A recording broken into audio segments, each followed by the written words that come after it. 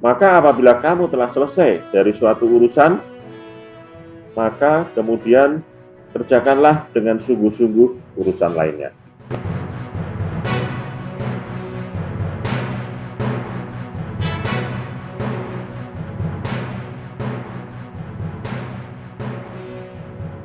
Bismillahirrahmanirrahim. Assalamualaikum warahmatullahi wabarakatuh. Waalaikumsalam warahmatullahi wabarakatuh. Selamat datang di IKPLN TV Studio Virtual. Kali ini yang datang tidak tanggung-tanggung. Beliau adalah pegawai PLN yang sudah mengabdi di PLN 30 tahun.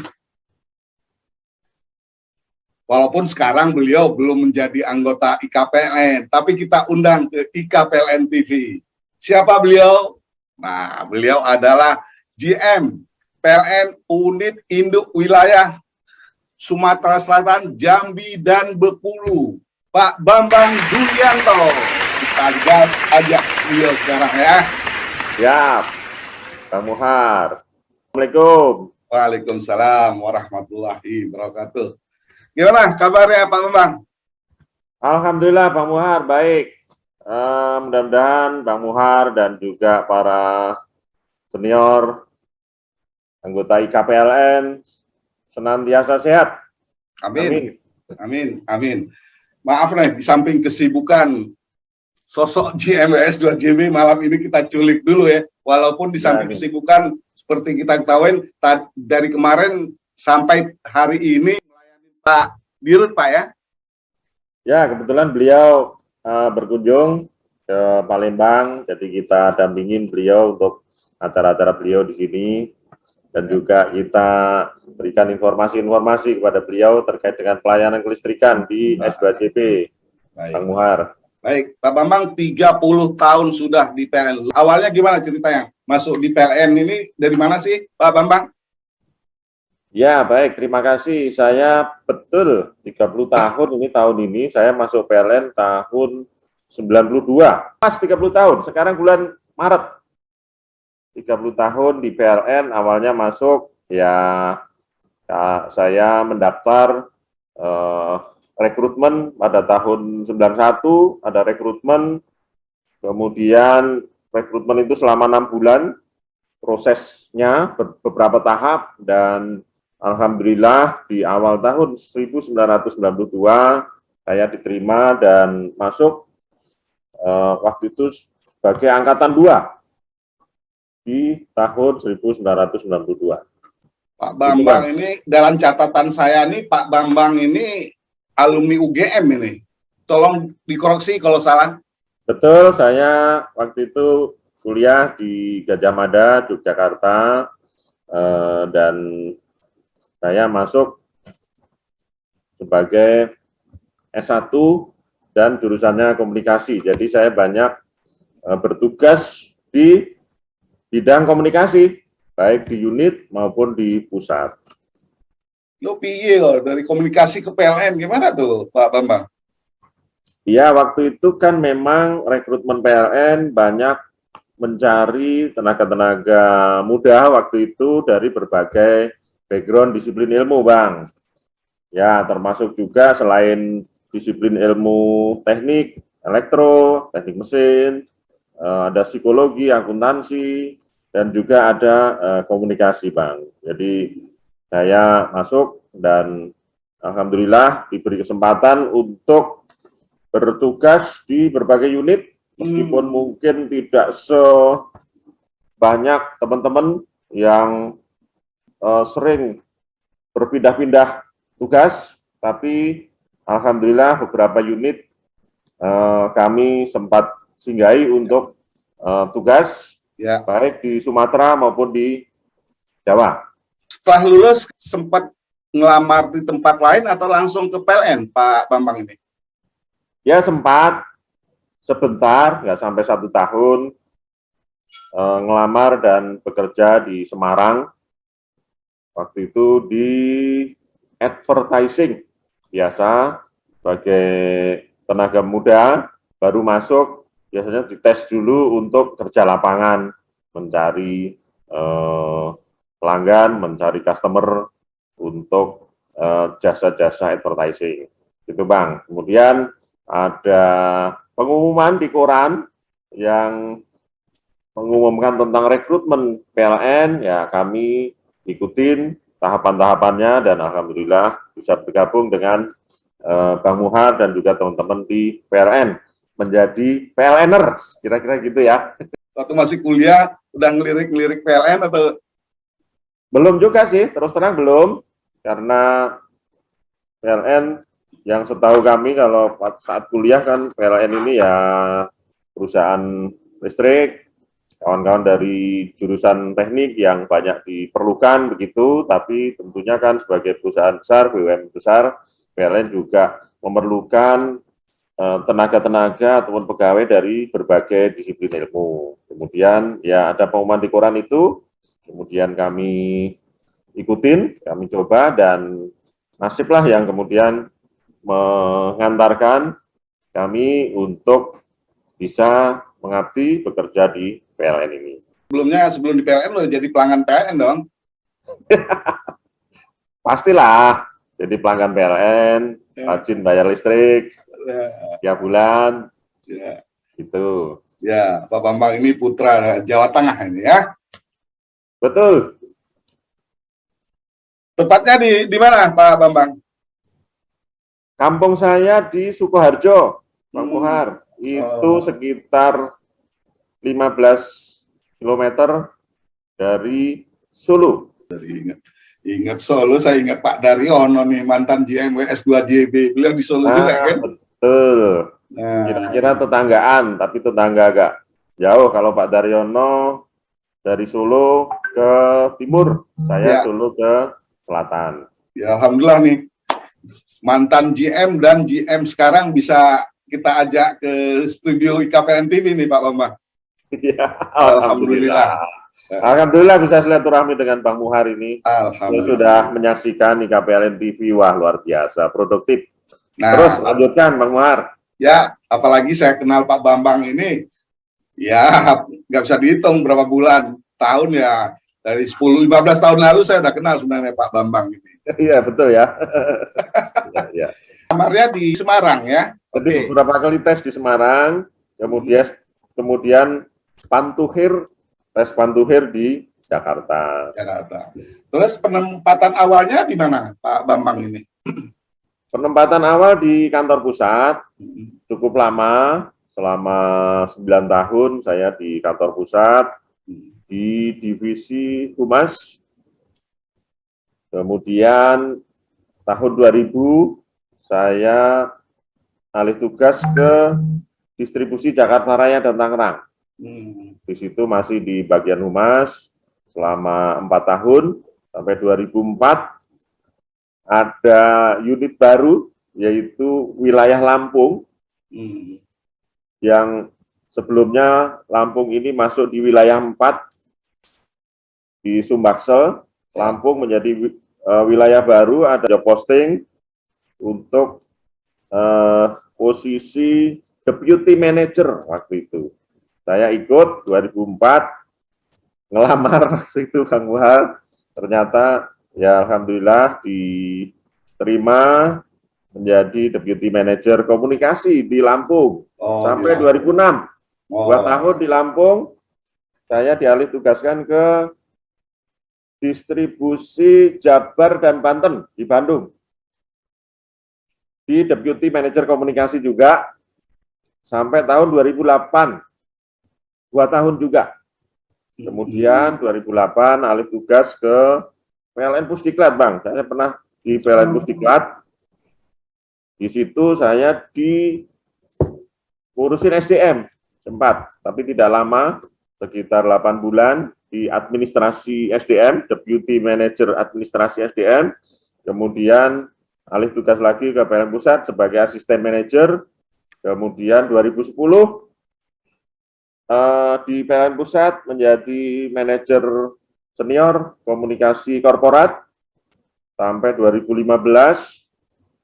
Kemudian masih di PLN Pusat 2015 ditugasi sebagai manajer senior stakeholder manajemen sampai 2016. 2016 ditugasin menjadi sekretaris perusahaan di PLN Pusat. 2019 awal saya ditugaskan ke PLN wilayah Sumbar sebagai GM PLN Sumbar selama 2 tahun di Sumbar, Padang. Kemudian 2021 awal Maret saya dialih tugaskan ke tempat yang sekarang ini di PLN Unit Induk wilayah S2JB dan kantor saya di Palembang atau yang terkenal sebagai Kota Pempek. Itu kira-kira perjalanan karir Bang Muhar. Bang, waktu di pusatnya PLN ini komunikasi berarti sering berhubungan banyak orang ya? Oh ya, sering banget. Pengalaman di situ, Pak Bambang. Ya, dan saya 2010 ditugaskan di komunikasi korporat, ya di situ udah di PLN Pusat. Kita juga sebagai spokesperson, sebagai juru bicara, sering dikejar-kejar wartawan. Bang Muhar juga tahu lah, waktu itu sering berinteraksi juga dengan Bang Muhar ya, waktu di Humas itu. Ya, dengan wartawan, dengan pelanggan, masyarakat, LSM, DPR, pemerintah, dan segala macam lah. Kita berinteraksi, berkomunikasi, karena kita menjelaskan tentang pesan-pesan korporat kepada seluruh stakeholder tersebut. Kemudian, ketika di corporate secretary, ditugaskan di sekretaris perusahaan, kita lebih intens lagi juga selain komunikasi juga kita bertugas untuk menjaga GCG-nya BOD dan BOC, menjaga good corporate governance-nya BOD, BOC, dan juga mengkoordinasikan tugas-tugas, memastikan bahwa beliau-beliau di Board of Director, Board of Komisaris dapat bekerja dengan baik sesuai dengan komplain dengan ketentuan yang berlaku dan juga dengan prinsip good corporate governance. Begitu, Bang. Setelah itu langsung ke Sumbar ya? Langsung ke Sumbar, ditugasin untuk mengkoordinasikan kawan-kawan di wilayah Sumbar. Nah, gimana tuh masuk ke unit operasional sendiri, Pak Bambang ini, dari sektor unit operasional. Tadinya komunikasi, gimana? Berarti merangkul teman-teman atau media di sana nggak masalah bagi sosok Pak Bambang ini ya? Ya, tentu tantangannya berbeda-beda. Kalau di pusat, ini skopnya nasional, tapi lebih spesialis ke masalah komunikasi, masalah menjaga GG-nya, BOD, dan segala macam. Ketika ke unit, memimpin unit, tentu kita berbagai macam hal harus kita koordinasikan dengan baik. Ya, tentu dari sisi komunikasi, koordinasi, dan hubungan dengan stakeholder kita bangun, tapi selain itu kita juga bagaimana mengawal unit supaya dapat menjaga performanya, supaya dapat mencapai target-target kinerja yang telah ditetapkan. Dan ketika di Sumbar ini juga ada yang khusus, Bang Muhar, karena saya menghadapi masa pandemi, awal-awal pandemi itu di Sumatera Barat. Awal pandemi di sana ya, di Sumatera Barat, Pak Bambang ya? Awal pandemi di Sumbar, ya seperti biasa dengan kawan-kawan di unit-unit lain ataupun di kantor pusat. Awal-awal kami juga sempat tergagap-gagap juga, karena ini kan sesuatu hal yang baru, belum pernah punya pengalaman serupa.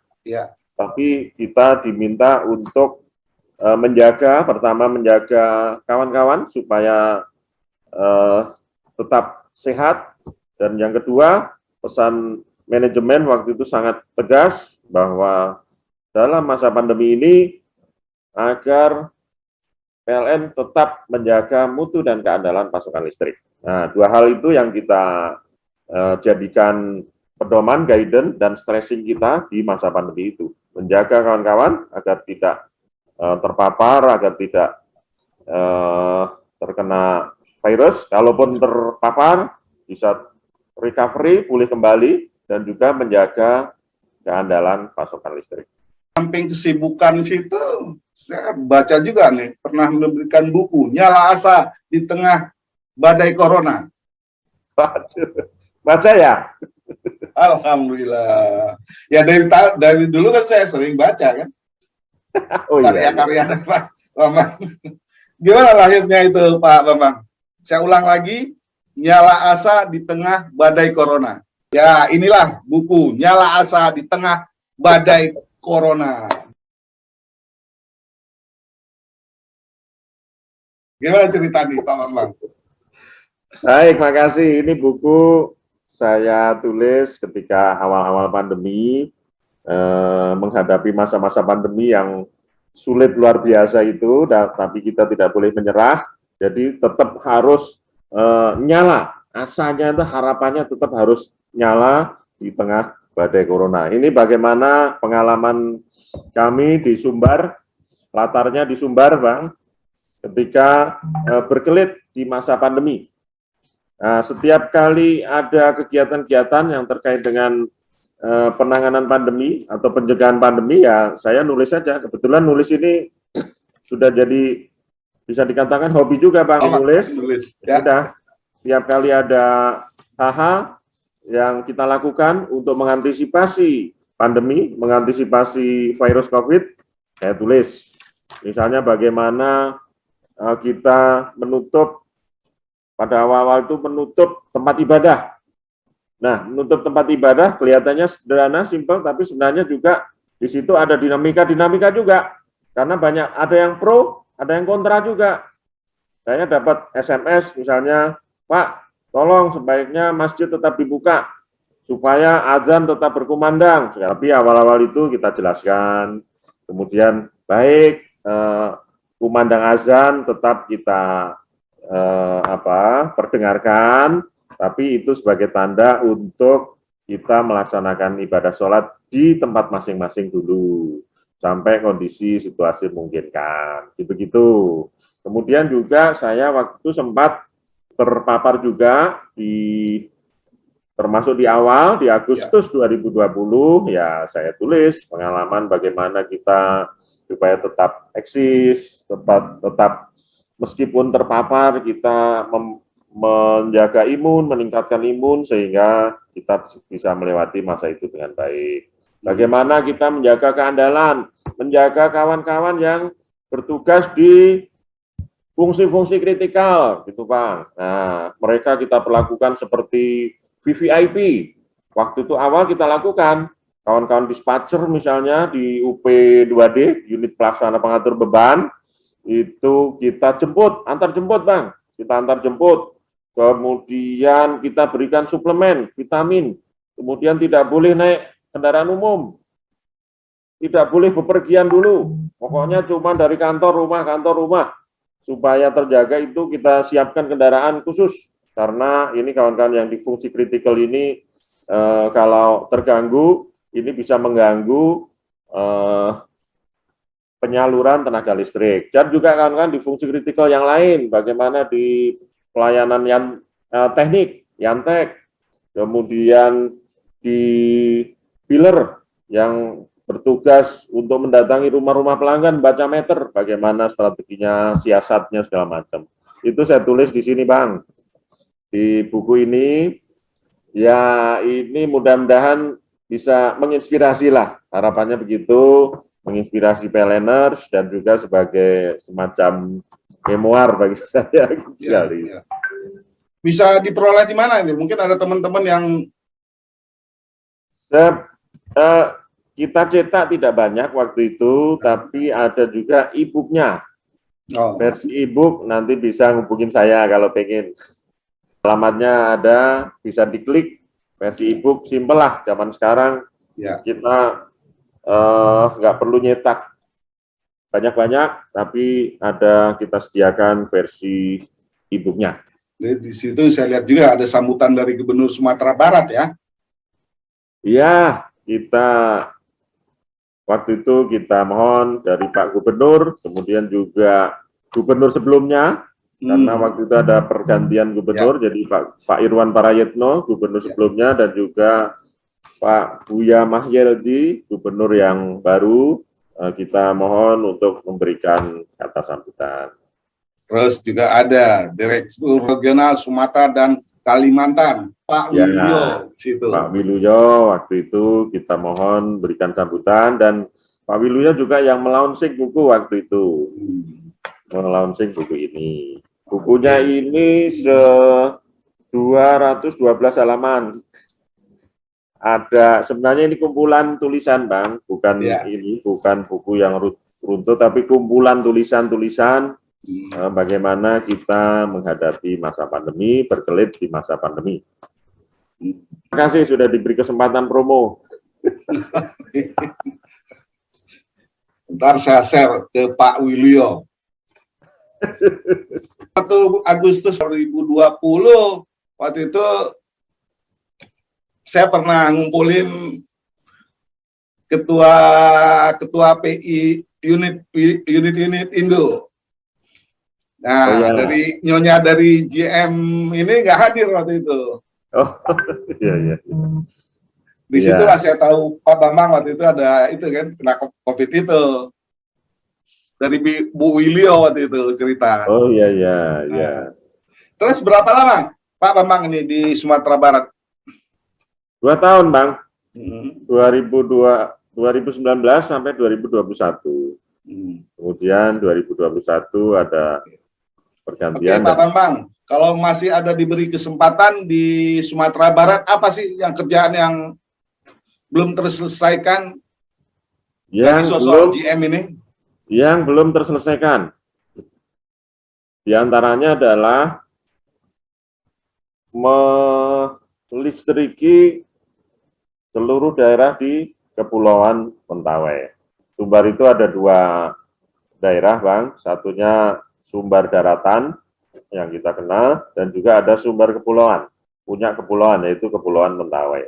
Kabupaten Kepulauan Mentawai ini angka elektrifikasinya masih cukup rendah karena memang daerahnya remote, terisolir, dan juga kondisi geografisnya cukup menantang. Tapi tentu Pak GM yang baru, yang setelah saya tentu terus berusaha untuk meningkatkan angka rasio desa berlistrik dan rasio elektrifikasi di Kepulauan Mentawai tersebut. Oh, GM sekarang Pak Tony ya? Pak Tony Wahyu. Ya, Tony Wahyu, ya, betul. 15 Maret 2021 terima SK ini. Tahu aja ya. Saya baca sedikit, kalau masih ingat Pak Bambang. Waktu itu, apa yang Pak Bambang katakan di ruangan waktu setelah menerima SK? Pergi makan bersama kekasih, yang pantas makan di restoran. Kami ucapkan terima kasih untuk amanah yang diberikan. Dari Padang ke Palembang, singgah Sabanta di Kota Jambi. Ambo laksanakan tugas yang menantang, doa, dukungan, mohon untuk diberikan. Nah, itu pantun dari mana itu? Tolong dikoreksi kalau salah. Jadi kalau di Tanah Melayu ini kan ada kebiasaan berpantun. Jadi setiap ada acara, ada sambutan, segala macam itu selalu diselingi dengan pantun. Ya, saya berusaha untuk membuat pantun lah. Kalau ada kawan yang alih tugas gitu, saya buatkan pantun. Atau lagi ada acara-acara, kita berpantun. Jadi selalu berpantun di sini, Pak. Di Tanah Melayu ini. Ya, itu juga pantun yang kayaknya waktu itu agak-agak spontan juga. Ketika serah terima jabatan, dan juga ketika saya baru awal di S2JP ini, ada perkenalan gitu, kita buat pantun itu. Dapat aja dari mana itu pantun? Saya kayaknya nggak pernah ngasih ke Bang Muhar itu. Itulah medsos. Oh iya. Masya Allah. Ya, akhirnya masuklah ke Palembang, Pak ya. Masuk ke Palembang, ke Kota Musi, Kota Pempek, dan Kota Jembatan Ampera. Seperti background ini, Bang. Sengaja saya buat Background Jembatan khusus Ampera ya. Jembatan Ampera ini yang sangat legendaris. Kalau malam terang benderang itu ya. Kalau malam ada lampu-lampu hias, itu ada kabel yang menghubungkan dari tiang, puncak tiang itu ke bawah, itu bagus. Terus di bawahnya di sisi mana tuh ada restoran yang terang benderang juga itu ya? Ada Riverside, wah ini jadi namanya ya. Riverside, restoran yang bisa di tepi Sungai Musi, ya. Di situ, Pak. Nah, ini tadinya di Sumatera Barat hubungannya dengan satu gubernur ya. Nah, kalau sekarang kan 3 gubernur nih, Sumatera Selatan, Jambi, dan Bengkulu. Nah, gimana sinergi sendiri dengan beliau-beliau itu gimana, Pak Bambang? Nah, tentu kami berkoordinasi dengan Forkompimda, Musbida, baik di 3 provinsi tersebut. Ya, saya sudah ketemu semua Pak Gubernur dari 3 provinsi tersebut, dan saya juga menjalin komunikasi melalui WA, melalui telepon. Kalau ada hal-hal yang perlu disampaikan, saya sampaikan. Saya mohon dukungan kepada Pak Gubernur untuk supaya kawan-kawan di daerah-daerah tersebut bisa menjalankan tugas dengan baik. Ya, kita jalin komunikasi harus terus berlanjut, Bang. Nggak boleh putus melalui media apapun. Sekarang sudah jauh lebih mudah. Media sudah sangat banyak alternatif-alternatifnya, kita optimalkan. Gitu, Bang. Berarti pelanggannya lebih jauh banyak daripada Sumbar? Ya, tentu karena di sini penduduknya juga lebih banyak, arealnya juga lebih luas. Kalau di Sumbar itu sekitar 1,5 juta pelanggan, kalau di sini 3,5 juta lebih lah, 3,6 juta pelanggan. Dari 3 provinsi itu ya? Ya, dari 3 provinsi tersebut. Yang paling jauh di mana tuh Pak Bambang ya? Mungkin yang agak jauh dari Palembang sendiri. Kalau diukur dari Palembang, paling jauh bisa di Muko-Muko, Kabupaten Muko-Muko itu Bengkulu Utara, yang berbatasan dengan Sumbar. Berbatasan dengan Sumbar. Kemudian juga Bintuhan. Bintuhan ini kalau di peta itu paling bawah, Bengkulu paling bawah, artinya Bengkulu Selatan. Kemudian juga Tersik-Tuwo di daerah Jambi. Sungai Penuh yang berbatasan juga dengan Sumbar. Ini cukup jauh juga, 14 jam dari Palembang. Di situ ada 2 unit layanan pelanggan, ULP Tersik-Tuwo dan ULP Sungai Penuh, yang sebelumnya masuk di wilayah Sumbar, Bang. Tapi secara administratif, daerah itu adalah di Provinsi Jambi. Kemudian pada tahun 2019, 2 ULP tersebut diserahkan ke S2JB sesuai dengan daerah administratifnya. Cukup jauh jadi di Tersik-Tuwo, Sungai Penuh itu 14 jam dari sini. Tapi di sana indah sekali dan sejuk sekali. Suhu itu bisa sampai 15 derajat di sana, Bang. 14 derajat. Daerah pegunungan, kebun teh. Terus salah satu kemarin juga yang Pak Bambang ngirim itu ada magnet itu, daerah mana Pak Bambang?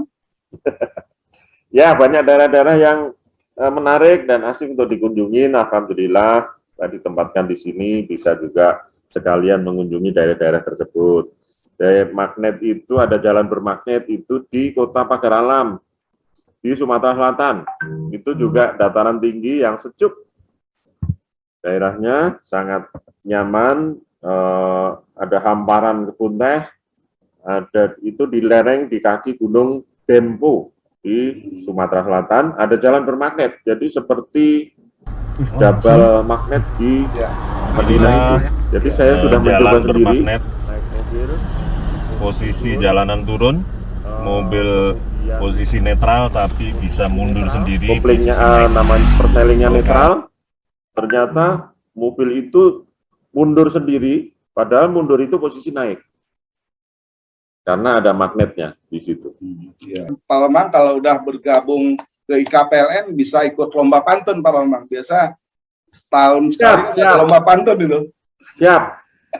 Kita sudah banyak latihan, berlatih secara alami.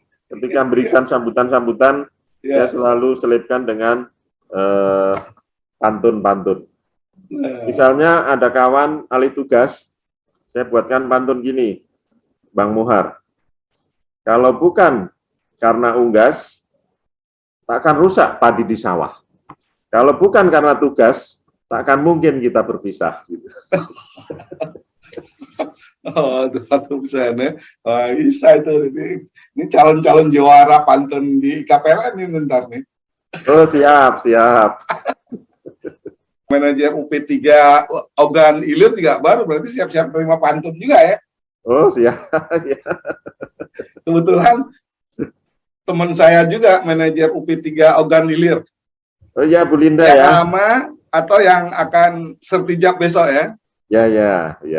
Nah, Siap, siap. Udah kita dari- siapkan pantunnya. Bang Sanggam. Bang Sanggam, betul. Nah, calon manajer UP3 Ogan Ilir ya. Ya. Dan dua-duanya juga udah saya ajak silaturahim juga Pak Bambang. Oh, pernah ya. Dua-duanya. Bu Linda dan Bang Sanggam gitu. Ya. Begitu katanya mau sertijab minggu depan. Insya Allah. Oke, selamat di Palembang. Gimana Pak Bambang? Ya, Alhamdulillah, selamat di Palembang. Tugas-tugas kita jalankan dengan baik, semaksimal mungkin.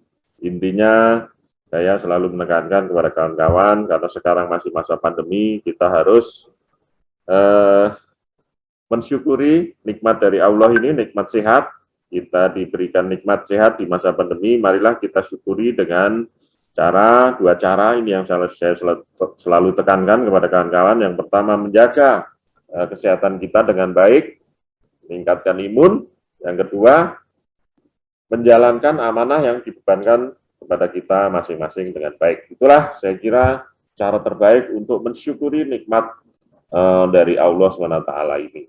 Dan kami juga masih terus berjuang untuk menekan angka-angka susut, KPI, Key Performance Indicator, yang dibebankan oleh PLN Pusat kepada kami di S2JB ini, dan juga menekan angka tunggakan, meningkatkan pelayanan kepada masyarakat melalui berbagai aplikasi baru, inovasi baru yang terus kita tingkatkan.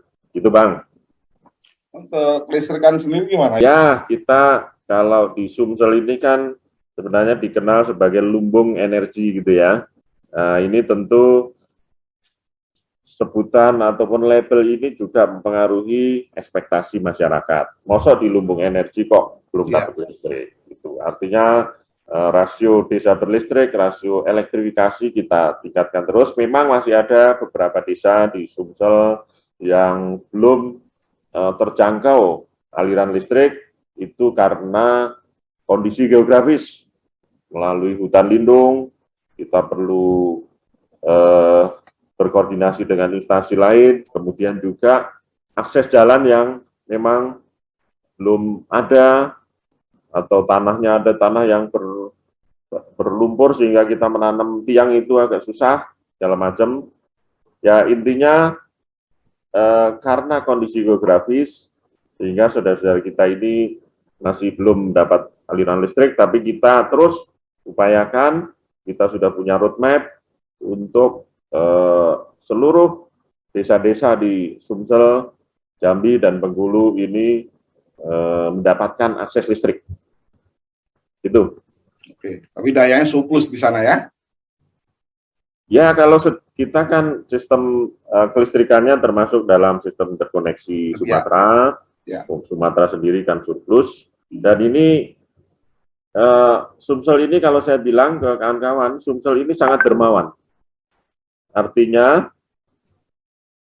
mengirim listrik ke daerah-daerah lain juga, yaitu ke Lampung, ke Jambi, dan sebentar lagi akan mengirim listrik ke Bangka melalui kabel laut yang alhamdulillah sudah akan selesai satu sirkuit bulan ini rencananya Bang, Maret 2022 ini rencananya satu sirkuit akan dialiri listrik untuk saudara-saudara kita di Pulau Bangka, sehingga di sana dapat memperkuat pasokan listrik untuk memenuhi permintaan masyarakat dan juga untuk menekan angka BPP, biaya pokok produksi listrik, sehingga lebih murah, lebih efisien.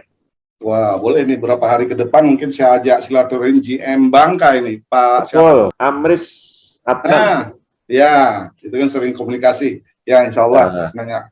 Boleh, mungkin akhir bulan ini nanti bisa, atau awal April misalnya. Oh, awal April ya. Oke, Pak Bambang. Pesen buat milenial ya. Jadi ini ditonton milenial juga ya. Ya, insya Allah ada yang melirik-lirik lah ya. IKPLN TV ya, walaupun IKPLN tapi isinya nggak anggota IKPLN juga, Pak Bambang. Oke, ya betul. Apalagi linknya di-share kemana-mana nih biasanya. Ya. Viral jadinya kemana-mana. Ya, pesan buat milenial saya kira saat ini pegawai PLN ini mayoritas adalah kaum milenial, sekitar 70% milenial, Bang Muar.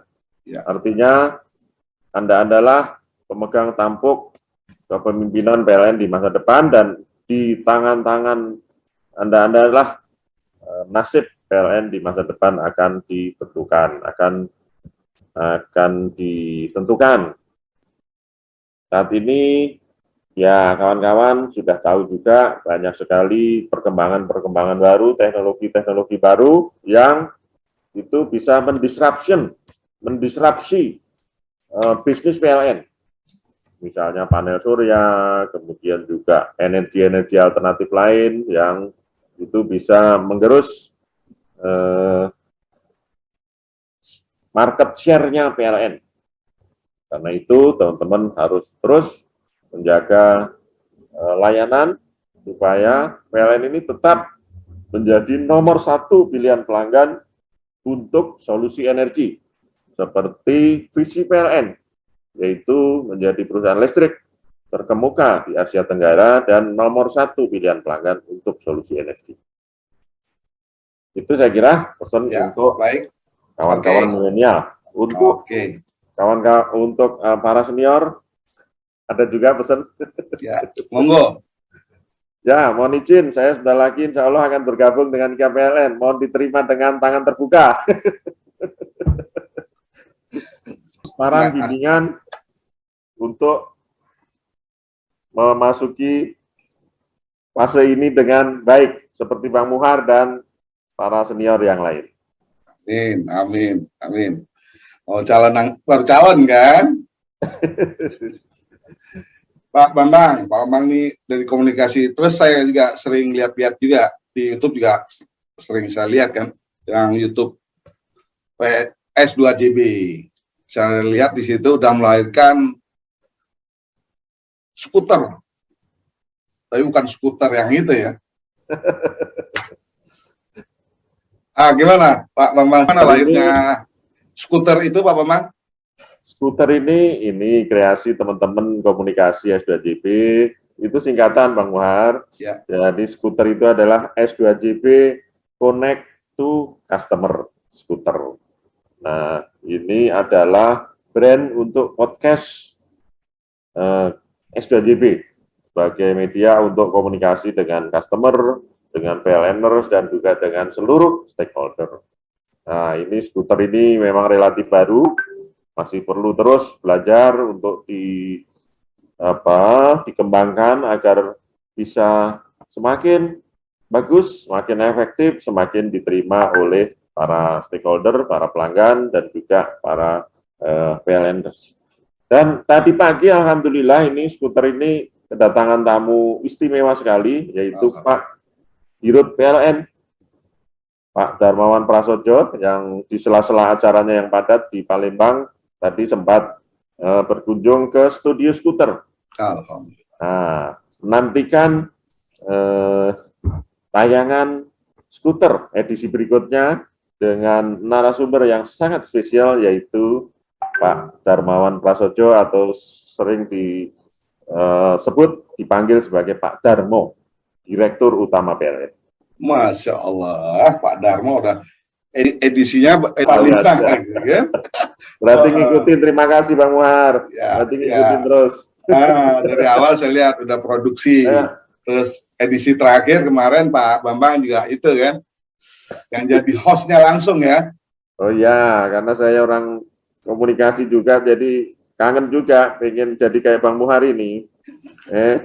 Mewawancara, bertanya-tanya gitu. Kemarin dari itu ya, YBM PLN Pak Bambang ya?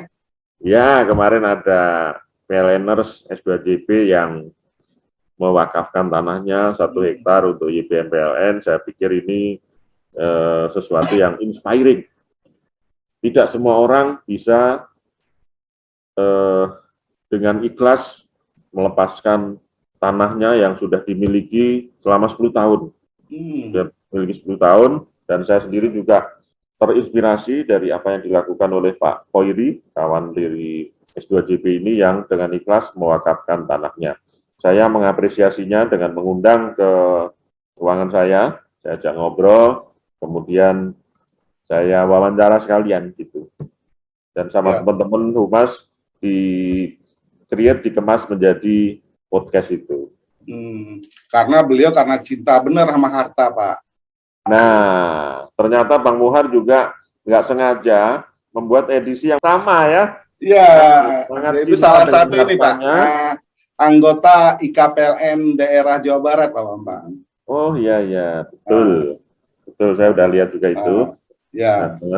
Sangat cinta dengan hartanya, pingin hartanya dibawa mati. Ya. Dengan diwakafkan. Ya.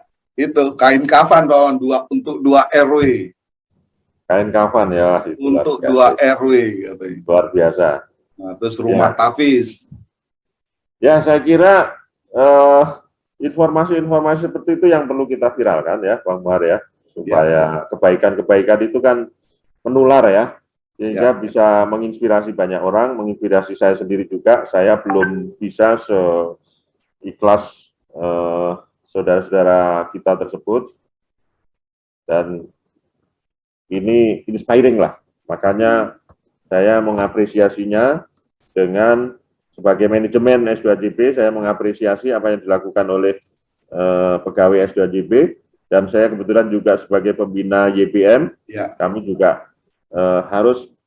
kami juga menurut Pak Ustadz itu para musaki ataupun para pemberi wakaf itu perlu diberikan apresiasi, perlu didoakan juga oleh YBM. Doa-doa untuk musaki ini juga rutin dilakukan oleh kawan-kawan YBM, diantaranya pada saat sebelum sholat Jumat. Ya, amin. Ya, seperti Jakarta udah ada petik ya, pesantren itu kan. Terus ada juga ya, mulai BM ini ada juga apa, rumah cahaya. Itu apa Pak? Rumah cahaya itu Pak Umar. Rumah cahaya ini juga salah satu program YBM PLN S2JB, di mana kita memberdayakan para mustahik, para saudara-saudara kita yang memang sesuai dengan syariah, itu bisa diberikan penyaluran dana zakat, dan kita berdayakan melalui kursus-kursus menjahit, kemudian melalui kursus-kursus keterampilan yang lain, itu, dan juga di situ untuk rumah tahfiz juga, sehingga di situ rumah ini sangat serbaguna dan bisa menjadi salah satu program PLN yang utama, program YBM PLN yang utama, sesuai dengan visi YBM PLN, yaitu merubah mustahik menjadi musaki. Itu Bang. Terakhir, closing nih dari Pak Bambang dong. Baik, terima kasih. Saya kira ini IKPLN TV, saya insya Allah juga dalam tempo tidak lama lagi, sekitar 4 bulan lagi, akan masuki masa pensiun. Tentu ini adalah fase yang harus kita lewatin. Tentu saya juga berharap bagaimana kita bisa masuki fase ini dengan baik. Saya ingat Bang, dari kitab suci Al-Quran, kalau Pak Ustadz pernah mengatakan ada di surat Al-Insyirah ayat 7 yang kira-kira terjemahannya begini, maka apabila kamu telah selesai dari suatu urusan, maka kemudian kerjakanlah dengan sungguh-sungguh urusan lainnya. Nah, saya coba untuk meresapi itu. Jadi urusan dengan pekerjaan di PLN ketika telah selesai, kita diamanahkan, diperintahkan untuk dengan sungguh-sungguh mengerjakan urusan lainnya. Nah, ini ternyata tafsirnya maknanya luas sekali, Bang. Saya baca-baca dan saya tanya Pak Ustadz, itu bisa diartikan bahwa ketika kita sudah selesai masa dinas, itu lakukan kegiatan-kegiatan untuk persiapan masa akhirat, misalnya begitu. Atau tetap kita berusaha untuk berkarya, seperti Bang Muhar ini, menghasilkan banyak karya yang menginspirasi banyak orang. Ini juga inspiring bagi saya untuk tetap berkarya, tetap bermanfaat bagi orang lain. Karena kalau saya baca-baca juga, tidak ada istilah pensiun ya. Di Islam itu tidak ada istilah pensiun. Tapi harus tetap produktif.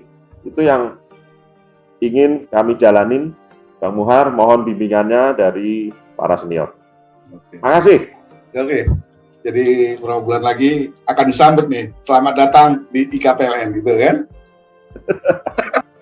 Ya. Baik, demikian IKPLN TV menyapa kali ini dengan Pak Bambang Duyanto. Beliau adalah GM Unit Induk Wilayah Sumatera Selatan, Jambi dan Bengkulu. Wabillahi taufiq wal hidayah. Wassalamualaikum warahmatullahi wabarakatuh. Waalaikumsalam warahmatullahi wabarakatuh. Salam sehat, Bang Muhar, dan juga untuk para senior.